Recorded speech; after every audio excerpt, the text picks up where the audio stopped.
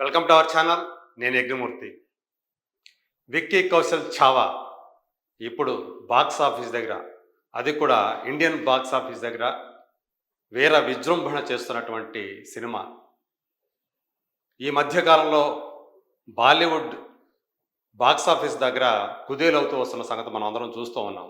పెద్ద పెద్ద హీరోల సినిమాలన్నీ కూడా బాక్స్ ఆఫీస్ దగ్గర ఫెయిల్ అవుతూ తీవ్ర నష్టాలకు గురవుతుంది బాలీవుడ్. మరి అలాంటి సమయంలో ఇప్పుడు వచ్చినటువంటి ఛావా సినిమా, అది కూడా విక్కీ కౌశల్ ఇప్పటి వరకు కూడా అతన్ని స్టార్గా మిగతా బాలీవుడ్ జనాలే గుర్తించలేదు. గతంలో అతను చేసినటువంటి ఉరి సినిమాలో అతని నటన అందరికీ నచ్చింది. ఆ సినిమా పెద్ద విజయం సాధించినప్పటికీ కూడా ఒక స్టార్గా అతను ఇప్పటిదాకా గుర్తింపుకు నోచుకోలేదు. కానీ ఇప్పుడు ఛావా సినిమాతోటి అతను స్టార్గా ఎదిగిపోయాడని చెప్పేసి విశ్లేషకులు చెప్తూ ఉన్నారు. లక్ష్మణ్ ఉటేకర్ లుకా చుప్పి అనే సినిమాతోటి డైరెక్టర్గా పరిచయమై వరుసగా 3 హిట్లు సాధించినటువంటి అతను ఇప్పుడు 4వ ప్రయత్నంగా ఛావా అనే సినిమాను రూపొందించాడు. దినేష్ విజన్ ఈ సినిమాని నిర్మించారు. ఈ సినిమా ఛావా అనే ఒక నవల ఆధారంగా రూపొందింది. మరాఠా యోధుడు, అది కూడా ఛత్రపతి శివాజీ కుమారుడైనటువంటి సంభాజీ మహారాజ్ జీవిత గాథని ఒక ఎమోషనల్ రైడ్గా లక్ష్మణ్ ఉటేకర్ తీర్చిదిద్దిన విధానం ప్రేక్షకుల్ని మెస్మరైజ్ చేస్తోందని చెప్పి ఆ బాక్స్ ఆఫీసు ఫలితమే రుజువు చేస్తూ ఉంది. కేవలం 5 అంటే 5 రోజుల్లో భారతదేశంలో 200 కోట్ల గ్రాస్ మైలురాయిని దాటి ఆ క్లబ్లో చేరినటువంటి మొట్టమొదటి విక్కీ కౌశల్ సినిమాగా ఇప్పుడు ఇది రికార్డు పుటల్లోకి ఎక్కింది. వరల్డ్వైడ్గా చూసుకుంటే 240 కోట్ల రూపాయల నెట్ని ఈ సినిమా సాధించింది. ఇక ఇండియా వరకు చూసుకుంటే 5 రోజుల్లో, అంటే మంగళవారం తోటి 171 కోట్ల నెట్ని, అంటే మనం 200 కోట్ల గ్రాస్ అనుకున్నాం, అది అందులో ట్యాక్స్ కనుక తీసేస్తే మిగిలింది ఆ నెట్ ఏదైతుందో అది 171 కోట్లు అని చెప్పేసి ఇప్పుడు ట్రేడ్ వర్గాల వాళ్ళు చెప్తూ ఉన్నాయి. ప్రముఖ బాలీవుడ్ విశ్లేషకులు, ట్రేడ్ పండితుడైనటువంటి తరుణ్ ఆదర్శ్, ఒకసారి ఆయన ట్వీట్ చూస్తే, అంటే ఇక్కడ చూస్తే సోమవారం కూడా 20 కోట్ల రూపాయల పైనే నెట్ని సాధించి ఒక రకంగా చరిత్ర సృష్టించింది ఈ సినిమా. కానీ సోమవారం మించి మంగళవారం ఎక్కువ కలెక్షన్ రావటం ఇక్కడ ఇంకో గమనార్హం అని చెప్పాలి. పైగా బుధవారం, అంటే ఈరోజు మహారాష్ట్రలో ఛత్రపతి శివాజీ జయంతిని ఘనంగా జరుపుకుంటారు. ఈరోజు అక్కడ సెలవు దినం కాబట్టి ఈరోజు ఈ బుధవారం మరింత ఎక్కువ కలెక్షన్స్ రావచ్చు అని, నెట్ కలెక్షన్ పరంగానే ఈరోజు ఆ 200 కోట్ల మార్కుని దాటుతుందని చెప్పేసి వాళ్ళందరూ కూడా భావిస్తూ ఉన్నారు. ఒక్కసారి ఆయన చేసినటువంటి ఈ ట్వీట్ ఒకసారి చూస్తే, Taran Adarsh collecting 20 crore plus on both Monday and Tuesday, అంటే regular working days is a rarity, అంటే వర్కింగ్ డేస్లో 20 కోట్ల రూపాయల పైన నెట్ సాధించడం అనేది చాలా అరుదైనటువంటి విషయం. అది ఛావా అటు సోమవారం సాధించింది, మంగళవారం కూడా సాధించింది.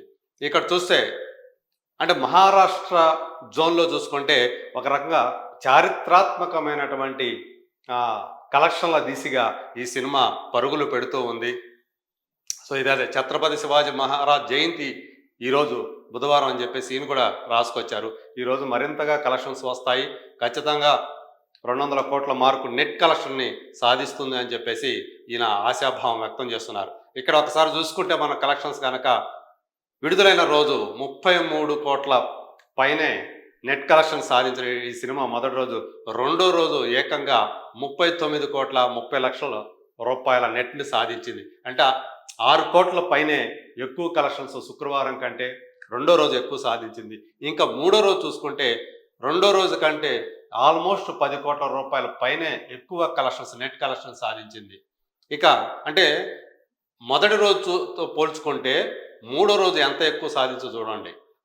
ఆల్మోస్ట్ 16 కోట్ల రూపాయల పైనే మొదటి రోజు కంటే కూడా మూడో రోజు ఎక్కువ కలెక్షన్ సాధించడం అనేది ఒక గొప్ప విశేషంగా చెప్పాలి. ఇక సోమవారం 24 కోట్ల పైన నెట్ సాధిస్తే మంగళవారం వచ్చేటప్పటికి 25,75,00,000 నెట్ కలెక్షన్, టోటల్గా చూసుకుంటే 171,25,00,000 నెట్ కలెక్షన్ సాధించిందని చెప్పేసి ఈయన రాసుకొచ్చారు. ఇది నెట్ కలెక్షన్. అదే కనుక దీన్ని కనుక గ్రాస్ కలెక్షన్ కనుక చూసుకుంటే టిక్కెట్లో తెగిన దానికి చూసుకుంటే 200 కోట్ల పైనే ఆ మార్కును దాటేసింది. కేవలం 5 రోజుల్లోనే ఇండియాలో ఈ మార్కును దాటి ఒక చరిత్ర సృష్టించిందని చెప్పాలి. పుష్ప 2 తర్వాత మళ్ళీ ఇప్పుడు ఆ ఆ స్థాయి విజయాన్ని అందుకునే దిశగా ఛావా ఇండియాలో దూసుకుపోతూ ఉంది.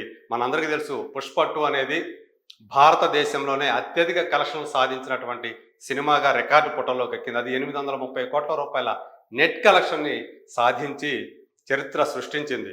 సో దానికి సెకండ్ పొజిషన్లో ఉన్నటువంటి జవాన్ సినిమాకి ఆల్మోస్ట్ 200 కోట్ల రూపాయల తేడా ఉంది. అది 630 640 కోట్ల దగ్గరను జవాన్ సినిమా కలెక్ట్ చేస్తే స్త్రీ 2 సినిమా 630 కోట్ల రూపాయల దాకా అది నెట్ కలెక్షన్ సాధించింది ఇండియా వరకు చూసుకుంటే. సో ఇప్పుడు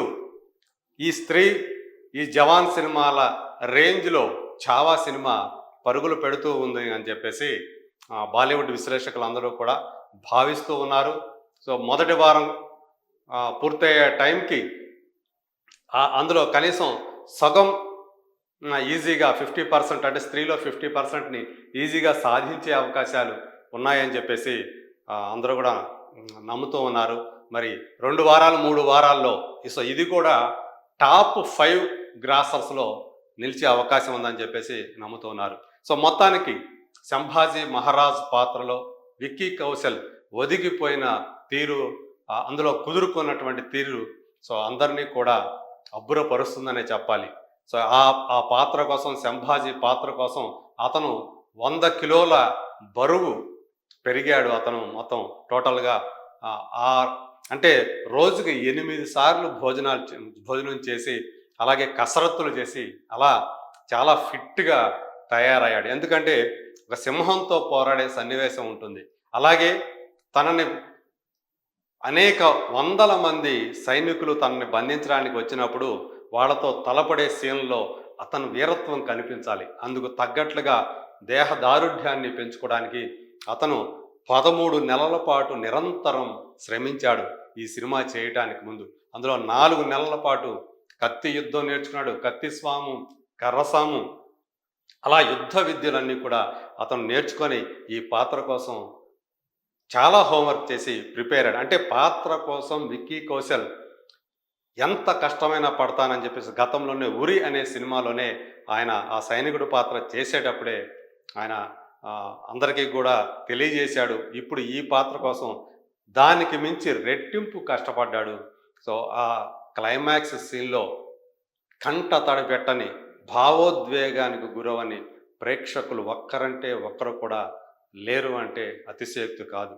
సో అతన్ని హింసిస్తూ ఔరంగజేబు అతన్ని మతం మార్చుకుంటే, ఇస్లాం మతంలోకి మారితే నీకు ప్రాణభిక్ష పెడతానంటే నాకు నా మతం ముఖ్యం, నా ధర్మమే ముఖ్యం అని చెప్పి నేను మతం మారను అని చెప్పేసి తన కళ్ళు పీకిన, తన నాలుక కోసిన చెల్లించకుండా తన కట్టుబడినటువంటి ఆ ధర్మం ఏదైతే ఉందో దానికోసం నిలబడినటువంటి గొప్ప మరాఠా యోధునిగా ఆ సంభాజీ ఆ పాత్ర తెరపై కనిపించిన తీరు, దాన్ని విక్కీ కౌశల్ ప్రదర్శించిన తీరు ప్రేక్షకులందరినీ కూడా కదిలిస్తుంది. కాబట్టి ఈరోజు అంత గొప్ప కలెక్షన్లు వస్తున్నాయని చెప్పేసి చెప్పుకోవాలి.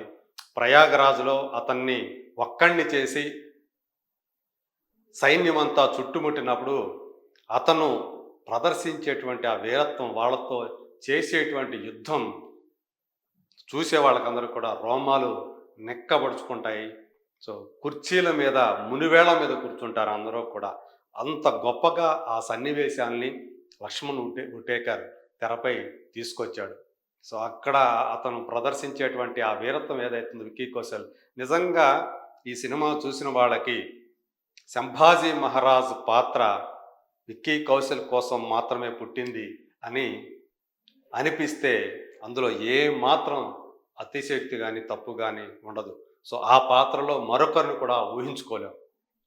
అలాగే ఔరంగజేబుగా అక్షయ్ ఖన్నా. నిజానికి ఆ పాత్ర కోసం మొదట సంప్రదించింది అనిల్ కపూర్‌ని. కానీ ఆయన సందేహిస్తే అక్షయ్ ఖన్నా ఆ పాత్రని స్వీకరించాడు. సంభాషణల కంటే కళ్ళతోటే ఎక్కువ క్రూరత్వాన్ని ప్రదర్శించేటువంటి ఆ పాత్రలో అక్షయ్ ఖన్నా కూడా, వినోద్ ఖన్నా కుమారుడు. అతను కూడా ఆ పాత్రలో రాణించిన తీరు అమోఘం అని చెప్పాలి. అలాగే 'సంభాజీ మహారాజ్' భార్య యేసుబాయి క్యారెక్టర్‌లో రష్మిక మందన్న నటన కూడా ఈ సినిమాకి అదనపు ఆకర్షణ. ఇక ఏఆర్ రెహమాన్ మ్యూజిక్, ఆ ఎమోషనల్ సీన్స్‌లో, ఆ పోరాట సన్నివేశాల్లో ఆయన అందించినటువంటి బ్యాక్‌గ్రౌండ్ స్కోర్ ఏదైతే ఉందో, అది ఆ సన్నివేశాలన్నింటినీ కూడా ఎలివేట్ చేసి ఈ సినిమా ఎంత గొప్పగా రావటానికి దోహదం చేసిందని చెప్పాలి. విక్కీ కౌశల్, అక్షయ్ ఖన్నా నటన, అలాగే రెహమాన్ మ్యూజిక్, లక్ష్మణ్ ఉటేకర్ దర్శకత్వ ప్రతిభ, అలాగే దినేష్ విజయ్ నిర్మాణ విలువలు కలిసి ఈరోజు ఛావాకి ఇంత గొప్ప విజయాన్ని సాధించి పెట్టాయని చెప్పాలి. రాబోయే రోజుల్లో ఈ సినిమా ఇంకెన్ని రికార్డు సృష్టిస్తుందో, భారతీయ చలనచిత్ర చరిత్రలో ఎలాంటి చరిత్రకి కారణమవుతుందో let us wait and see.